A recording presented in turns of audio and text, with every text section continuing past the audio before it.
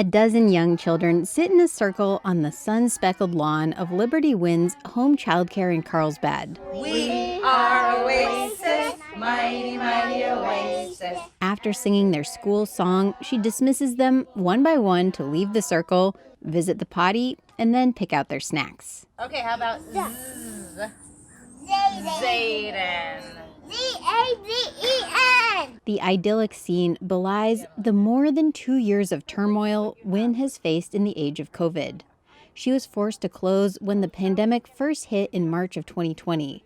She wasn't able to reopen for 2 months. And then within 2 weeks, we got the eviction. Her landlord said he was moving back into the home Wynn was renting. She frantically searched for a new place where she could both live and have her childcare business. She ultimately found the building in Carlsbad.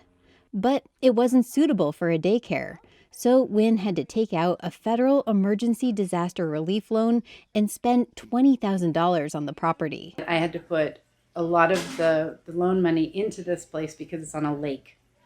It's lovely, it's gorgeous, but it was a huge risk. Her lease will be up this summer, and Wynn just received more bad news. Her landlord has plans to turn the property instead into a luxury Airbnb. So Wynn is out of business again, this time permanently. So our last day is August 26th. Oasis of San Diego will be ending. This historically tight housing market has created a crisis on top of a crisis for childcare providers. First, the pandemic walloped the already fragile industry. State data show that 1 in 8 childcare businesses temporarily closed during the past 2 years.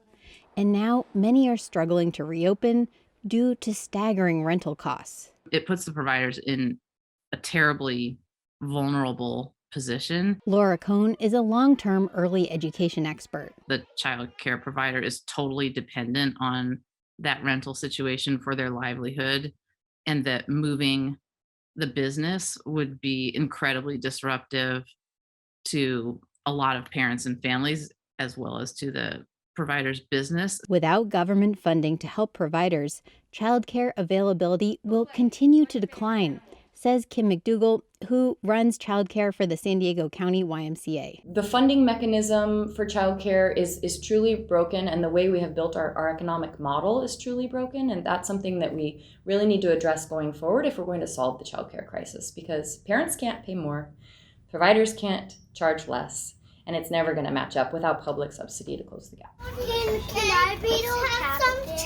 A subsidy certainly would have helped Wynn in Carlsbad. She will have to pack up or sell everything, from the art supplies and tiny tables and chairs to the aquariums holding snakes and turtles. And all of the money she put into the property will be lost. I was so grateful to have found my calling and have a business that was flourishing, and I seem to be in my element. So that's just the best. If I really think about it, I'm just quite vulnerable, and that's what I'm noticing. The kids at her school and their parents will have to find new care when Wynn moves.